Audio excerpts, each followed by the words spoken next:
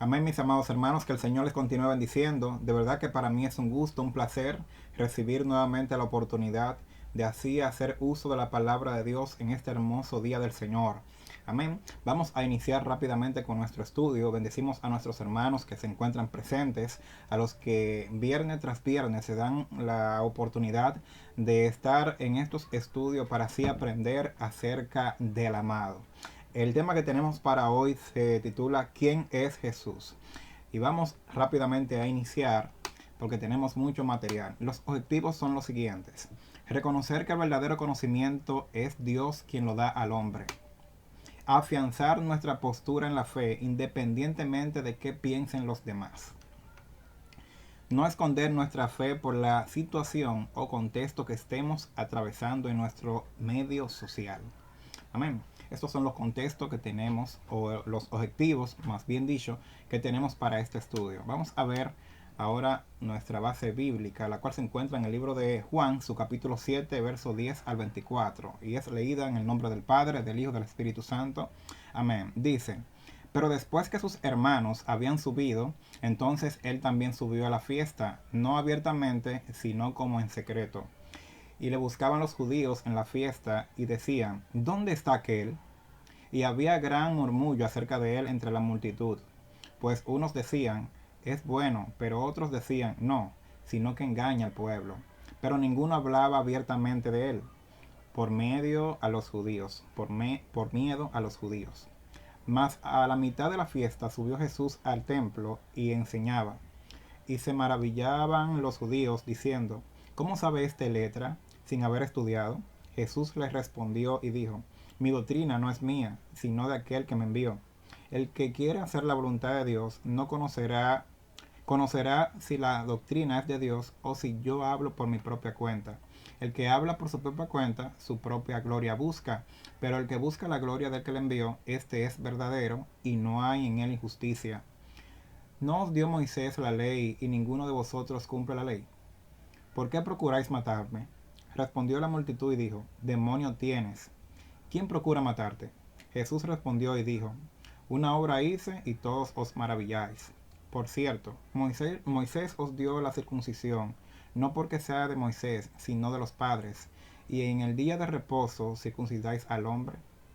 Si recibe el hombre la circuncisión en el día de reposo, para que la ley de Moisés no sea quebrantada, os enojáis conmigo porque en el día de reposo sané completamente a un hombre. No juzgue según las apariencias, sino juzgad con justo juicio.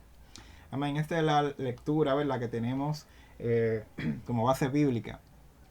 A manera de inicio, ¿verdad?, y de contexto, queremos decir que en ese tiempo, ¿verdad?, los judíos habían decidido matar a Jesús porque Jesús para aquel tiempo había hecho la sanidad de un paralítico en el día de reposo, y también porque había afirmado ser hijo de Dios. Esto lo podemos encontrar en el libro de Juan, su capítulo 5, verso 18. Entonces, para aquel tiempo, hermano, fíjese, había un murmullo muy fuerte, había un alboroto entre la multitud acerca de la persona de Jesús. Lo que estaba pasando en ese tiempo, hermano, era un alboroto total acerca de Jesús. Algunos creían en él, otros no. Las multitudes estaban muy divididas en cuanto a él. Algunos pensaban que era un hombre bueno, que hacía el bien moralmente, que era un hombre justo, un buen enseñador de las escrituras, que era un profeta, e incluso algunos decían que era el Cristo. Mientras tanto que otros estaban totalmente en desacuerdo con esta creencia y creían que Jesús era un impostor, un falso profeta, un blasfemo, alguien que estaba interesado en atraer a las masas para congraciarse con ellas por fines egoístas. Así que ya ustedes saben, hermano, lo que se estaba viviendo para aquel tiempo. Amén. Entonces estaban buscando a Jesús en esos tiempos, puesto que se celebraba una fiesta. Dice que los evangelistas, en el evangelista, el libro de Juan, ¿verdad? El siervo Juan nos dice que en toda la Jerusalén había una creciente expectación acerca de que Jesús si iría a la fiesta o si no. Entonces querían encontrarse con Jesús porque Jesús para ese tiempo se había escondido algo de la multitud porque había un alboroto muy fuerte por causa de él. Jesús había provocado división entre las personas de aquel tiempo, puesto que algunas personas sí estaban con él, otras tenían un pensamiento contrario y otras estaban indecisas si creer o si no creer. Entonces los líderes judíos habían decidido matar a Jesús porque sanó a un paralítico y para ellos esto era algo fatal o algo totalmente condenable, hacer algo en el día de reposo, y por ser la persona de Jesús a él sí lo querían matar.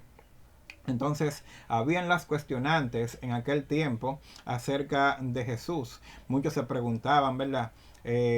Si Jesús, cuando venga, si haría las señales que éste hace, refiriéndose a Jesús, porque ni siquiera le aceptaban como tal.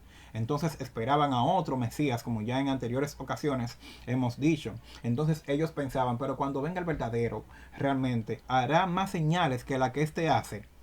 ¿A dónde irá este que nosotros no le hallemos? ¿Verdad? Y todas esas preguntas las tenemos aquí, tenemos base bíblica de todas esas preguntas que ellos se hacían. ¿De Galilea debe venir el Cristo? Esto lo podemos ver en Juan capítulo 7, verso 41. Y dice que se hacían todas estas preguntas a las personas acerca de Jesús porque realmente no le aceptaban como el Mesías que ellos estaban esperando, porque realmente para ellos no llenaba las expectativas del verdadero Mesías que ellos estaban esperando venir. Ellos cuestionaban acerca de su carácter, ¿verdad? Analizaban su carácter. En cuanto a su carácter, ¿verdad? Algunos opinaban que sí, que él era de Dios, que él era el Hijo de Dios, que él era el Mesías que había de venir y que estaba enseñando una palabra diferente a los que enseñaban los fariseos, los escribas y las demás personas que habían pasado. Entonces analizaban su doctrina, ¿verdad? Y cuando se detenían a analizar la doctrina de Jesús, se daban cuenta que realmente Jesús hablaba diferente, que las palabras que salían de la boca de Jesús eran palabras diferentes, e inclusive en algún momento algunos alguaciles van a prender a Jesús, van a llevárselo preso y regresaron diciendo, óyeme, pero jamás hemos escuchado a un hombre hablar como este hombre lo hace.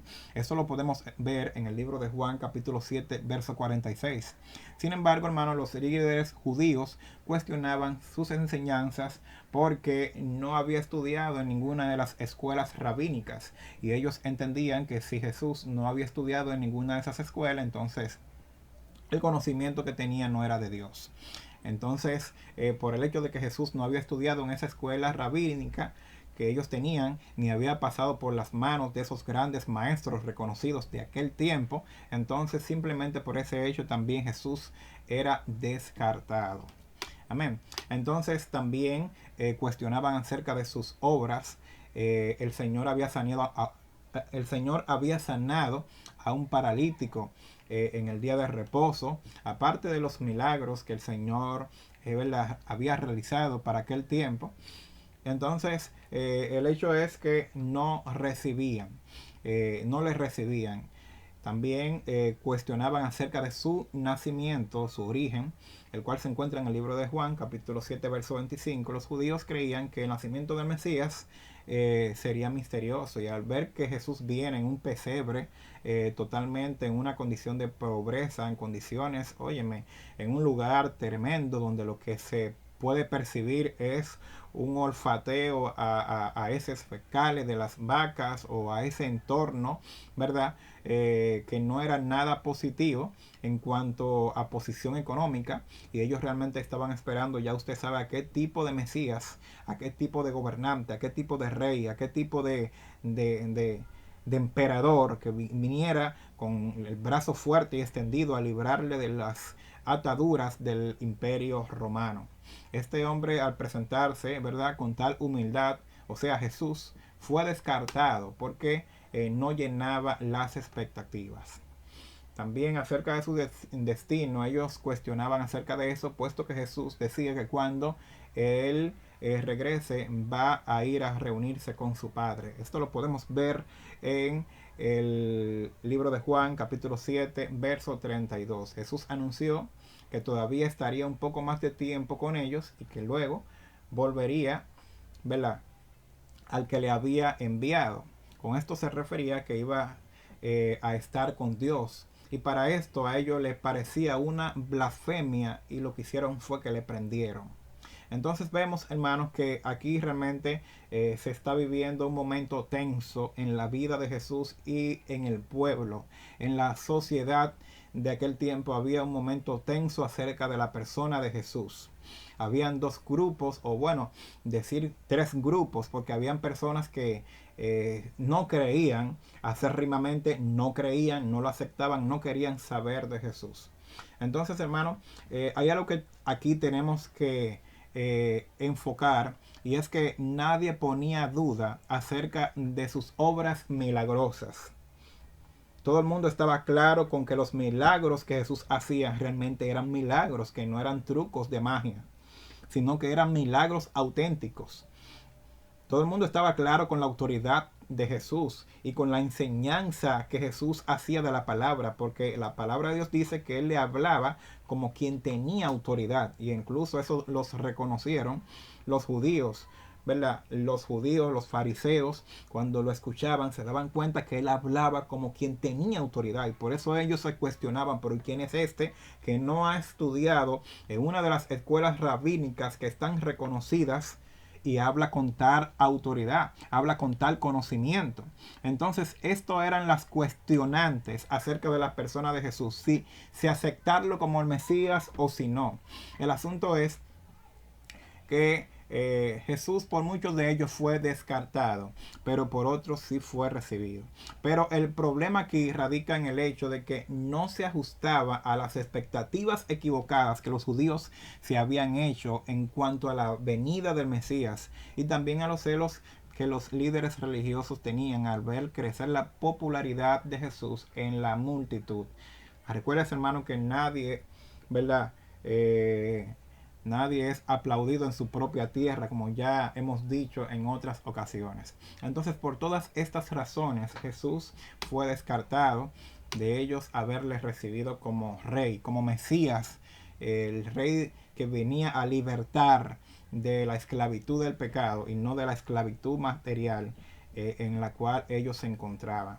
Entonces vemos aquí, hermanos, que como le dije anteriormente, aquí habían grupos que estaban definidos a favor.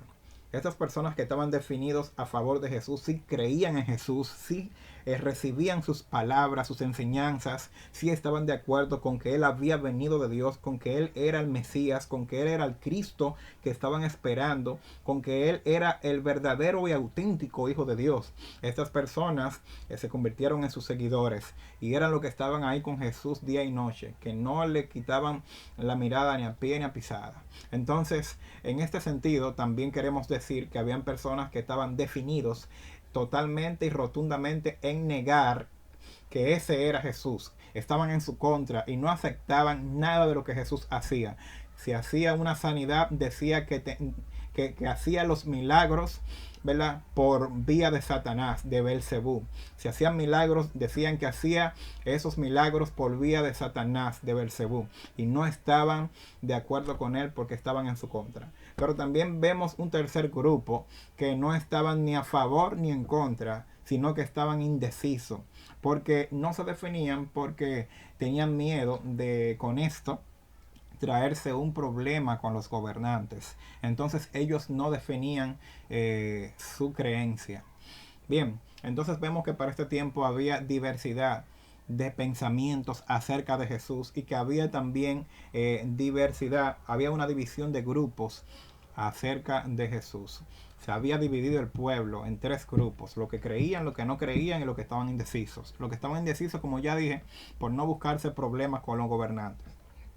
Entonces, en este sentido, hermano, algunos se muestran abiertos Nosotros vemos que en nuestros tiempos hay personas que se muestran muy receptivos a la palabra de Dios cuando nosotros les predicamos, reciben el tratado y todo bien, nos invitan a pasar a las casas, nos invitan a sentarnos, nos ponen mucha atención, paran cualquier cosa que estuvieran haciendo con tal de escuchar la palabra que le estuviéramos predicando en ese momento. Pero hay otros que realmente son todo lo contrario. Hay otros que muestran una actitud arrogante. Si le damos un tratado, desbaratan el tratado, lo agorruñan y luego hasta nos lo tiran en la cara. Entonces eso también lo podemos ver para este tiempo, esos escenarios que estaban dándose en los tiempos de Jesús, ¿verdad? Entonces, hermano, hay personas que muestran posturas muy hostiles cuando se está recibiendo o cuando le estamos hablando el mensaje. Amén. Entonces, todo esto, hermano, es algo que está en la Biblia y que también está profetizado. Y Jesús también dijo, ¿pensáis que he venido para dar paz a la tierra? Eso lo podemos ver en Lucas capítulo 12, versos 51 al 53.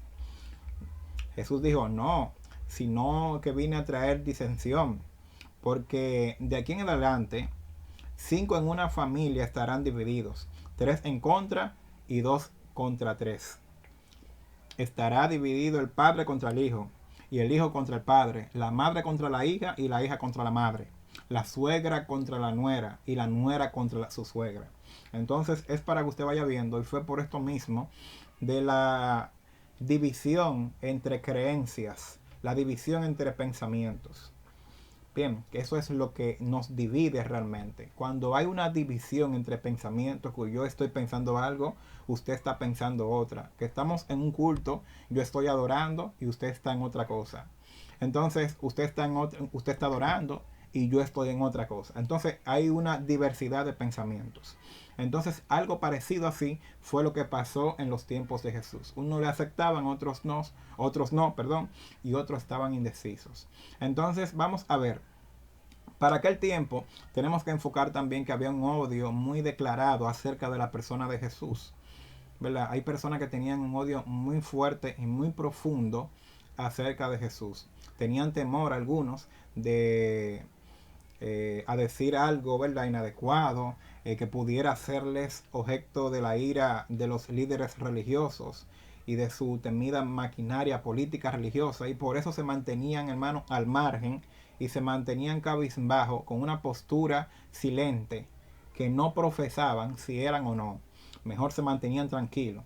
Ellos sabían que identificarse públicamente, decir públicamente o demostrar públicamente que ellos creyeran en Jesús, podría resultar ser para ellos algo muy problemático para ese tiempo, ¿verdad? Puesto que los gobernantes odiaban a Jesús, y esto de declararse ser seguidor de Jesús o de creer sus doctrinas podría publicar o podría interpretarse o podría producirle a ellos una expulsión, hermano, hasta de la sinagoga, y que pudiera hasta haber una exclusión de la vida social y religiosa. Entonces era algo muy peligroso para ese tiempo.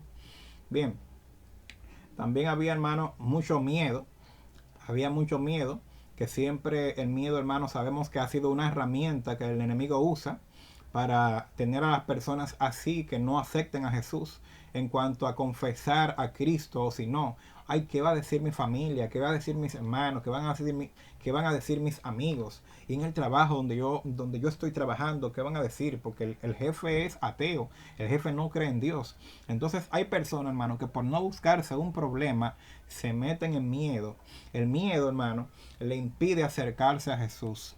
¿Qué va a decir la gente? Por la reputación o el pensamiento de lo que las personas van a hablar, de lo que las personas van a decir.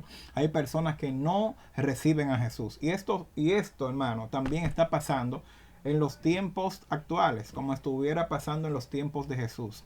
Entonces, hermano, el Evangelio de Juan nos muestra con claridad que aquellos que se identifican con Jesús deben estar dispuestos a sufrir por su causa. Amén. Nosotros tenemos que aceptar las consecuencias, porque si hemos creído en Jesús y le hemos recibido, tenemos que estar con Él, hermano, hasta la muerte. ¿Por qué? Porque nosotros sabemos que nuestro galardón es grande en el reino de los cielos. Amén. Entonces vamos a continuar. Y vemos, hermano, acá que la causa principal del asombro de muchas personas en cuanto a la persona de Jesús fue acerca del conocimiento que Jesús tenía, del conocimiento que Jesús tenía sin haber visitado alguna de las escuelas rabínicas. Entonces, en este sentido, hermano, le había producido intriga a lo que es los escribas, los fariseos y muchas de las personas de aquel tiempo que se cuestionaban acerca del conocimiento de Jesús. Esto había alarmado también a los líderes religiosos el conocimiento que Jesús tenía, porque se preguntaban es que no puede ser posible, porque nosotros conocemos el origen de él, de dónde él viene, y que nunca ha estudiado en una de nuestras escuelas rabínicas que están calificadas, y que el conocimiento es a través de ella que viene, y él no ha pasado por ahí. Entonces, ¿por dónde? ¿De dónde es que viene el conocimiento de Jesús? Esto era una de las cuestionantes de aquel tiempo. Bien, entonces Jesús rompió más aún los esquemas de los fariseos cuando afirmó que su doctrina venía, hermano, directamente de parte de Dios. Pero realmente ellos no debieron extrañarse tanto, puesto que los profetas que fueron anterior a Jesús también recibían la palabra directamente de parte de Dios. Entonces, en ese sentido, ellos realmente no debieron extrañarse tanto que Jesús también hablara de parte de Dios, porque ya habían pasado profetas que hablaban directamente palabra de Dios, que no eran cosas inventadas, sino era que hablaban palabras directamente de Dios, que venían procedentes de Dios. Entonces, fue memorable el momento cuando Jesús a los 12 años se presenta con los maestros, hermanos, en el templo, enseñándole y preguntándole. Ellos realmente se mostraron en asombro, los maestros de aquel tiempo, cómo este niño tiene tanto conocimiento, cómo nos habla, cómo nos está enseñando a nosotros que somos escribas, que somos maestros de la ley, y cómo este niño tiene tal conocimiento sin haber pasado por la escuela rabínica, y cómo él nos está enseñando a nosotros. Entonces esto también provocó alarme en los maestros, ¿verdad? Y los rabínicos de aquel tiempo. Entonces el mismo Timoteo, hermano, uno de los principales, ¿verdad?, entre los judíos, cuando se entrevistó con él, lo reconoció como el rabí que ha venido de Dios. Amén. Pero realmente, hermano, esto es algo bien, bien interesante, y es que aquí hay algo muy importante que nosotros tenemos que enfocar, y es que más adelante sus propios los apóstoles, ¿verdad?, de Jesús también hablaban de la misma forma, con la misma autoridad y con el mismo conocimiento, porque aquí hay algo que ver, y es que la sabiduría, hermano, viene de Dios. La sabiduría viene de Dios. Amén. Entonces el hecho de que muchas personas quizás pasen por una universidad, no le van a dar a ellos el mérito o la garantía de que ellos pueden entender la Biblia y la pueden explicar, así como Dios le diera el conocimiento a un hijo de él que entienda la palabra de Dios. Porque el mismo Juan Bosch, hermanos, leyó la Biblia entera, mas sin embargo no encontró cabida en ella, no entendió nada. Entonces muchas personas creen que porque son tales y que porque son estudiosos o porque tienen tales conocimientos, ellos creen que también de la misma forma van a tener en sus manos el conocimiento de Dios. Y esto, hermano, es totalmente falso, puesto que la sabiduría que viene de Dios no se encuentra en este mundo, sino que es algo que viene directamente de Dios y que son cosas reveladas. La palabra y la sabiduría que está en la Biblia es sabiduría espiritual, no sabiduría animal, diabólica, como menciona, ¿verdad?, un tipo de sabiduría hablada en la Biblia. Entonces, vemos, hermanos, que en el Sanedrín, como dijimos anteriormente, se quedaron perplejos en cuanto a Jesús. Bien, entonces vemos que también, hermanos, los apóstoles, como dije anteriormente, también hablaban de tal forma, como en el caso de Pedro y de Juan, que eran personas del burgo, pero cuando hablaban hablaron en el Sanedrín y se maravillaron de la forma de cómo hablaron, ¿verdad? Sin tener un conocimiento previo o haber atravesado un proceso de estudio previo en alguna universidad reconocida de aquel tiempo. Entonces vemos que es la sabiduría de Dios la que capacita o la que capacitó a los siervos de Dios que predicaron la palabra de Dios y que, como con el caso de Pedro y de Juan, alcanzaron multitudes y dieron un mensaje mucho más elocuente quizás que algunas de las personas de aquel tiempo. Entonces, no debemos pensar que graduarse en una institución acredita humanamente o garantiza el conocimiento auténtico de la palabra. Amén. Entonces, vamos a continuar. Hay algo que tenemos que ver, y es que muchas instituciones académicas que en el presente pretenden enseñar la Biblia realmente han heredado muchas de las actitudes de los escribas en los tiempos de Jesús, puesto que se desvían, hermano, hablando temas que no vienen al caso. Entonces, en ese sentido, es muy importante uno orientarse bien dónde hacer un curso de instituto bíblico, porque si hay algo importante, necesario, es que el cristiano que predica la palabra de Dios también se prepare. No queremos descartar, hermano, la preparación del cristiano, pero que dicha preparación esté basada en la palabra de Dios, de donde sale toda sabiduría. Entonces, en este sentido, hermano, enfóquese en estudiar la palabra, en hacerlo bien. Estudie en un instituto bíblico, porque también es importante, hermano, que nosotros, aparte de que leamos la palabra, también la estudiemos de una manera aún más elevada. Y esto se puede hacer mediante instituto bíblico, que usted se prepare bien para predicar la palabra y para ser un buen exponente de la palabra de Dios. Amén.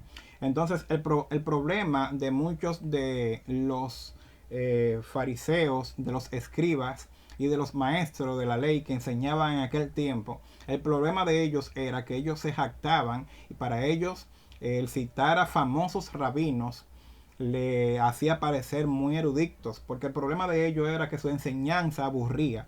Cuando ellos estaban predicando, sus enseñanzas aburrían. ¿Por qué? Porque ellos se inclinaban en hablar acerca de las cosas que habían añadido tal maestro pasado. Entonces hablaban de asuntos que no venían al caso. El asunto que ellos se maravillaban cuando mencionaban en sus enseñanzas a algún maestro que había pasado. Eso le hacía a ellos sentirse muy eruditos, muy estudiosos, citar a personas que habían pasado, con personas reconocidas, personas con mucha sabiduría. Entonces se desviaban de la palabra y lo que hacían era impartir enseñanzas humanas, y por eso eran enseñanzas tan huecas y tan secas. Pero cuando Jesús viene, Jesús comienza a hablarle del Antiguo Testamento, comienza a hablarle de los profetas, Jesús comienza a hablarle palabra de autoridad, palabra viva. Entonces ellos comienzan a notar que existe una diferencia palpable, y que las palabras que les habla Jesús son palabras que están cargadas de un conocimiento, de una ciencia espiritual de Dios, de una autoridad, porque Jesús le hablaba, como dijimos, como quien tenía autoridad, y que es una palabra fresca para el alma. Y es por esto que la palabra de Jesús le pareció como tan diferente a las de ellos en aquel tiempo. Entonces, hermanos, también queremos hacer notar que cuando Jesús entonces fue y en ese momento se presentó en la fiesta, que ellos estaban cuestionando si Jesús iba a aparecer por esa fiesta. En esa fiesta, hermano, donde iniciamos en el verso, Jesús se apareció también en esa fiesta, y fue la fiesta de los tabernáculos. En esta fiesta de los tabernáculos lo que se hacía era una conmemoración, ¿verdad? Una conmemoración acerca de, para recordar, ¿verdad?, lo que era la peregrinación en el desierto y el sustento que Dios le proveyó a los israelitas durante 40 años, ¿verdad?, atravesando el desierto. Un tiempo que se celebraba, que era para celebrar la presencia, el reposo, la bendición y la gloria de Dios, con que Dios había respaldado al pueblo durante la peregrinación en el desierto. Entonces, en ese sentido, hermano, cuando se celebraban estas fiestas, los judíos se trasladaban a Jerusalén y dejaban la comodidad de sus casas y se iban a hacer tiendas para quedarse en Jerusalén y así hacer revivir los recuerdos de sus antepasados cuando estaban en la peregrinación en el desierto. Esta fiesta de los tabernáculos se hacía durante 7 días, o sea, una semana, y fue un mandato por parte de Dios, el cual lo encontramos en el libro de Deuteronomio, su capítulo 16, versos 13 al 15. Así que, hermano, aquí es donde se desarrolla este escenario. Jesús realmente se apareció en esta fiesta de los tabernáculos y luego que estuvo ahí durante la fiesta, hay un momento que Jesús sale y se va al templo a enseñar a los seguidores acerca de la palabra de vida que él vino a enseñar. Así que, hermanos, esperando que este mensaje, que este estudio sea de la necesaria edificación, esperamos que hayan recibido la palabra y que sea de la provecha edificación para el pueblo de Dios. Que el Señor les continúe bendiciendo a todos. Dios le bendiga más.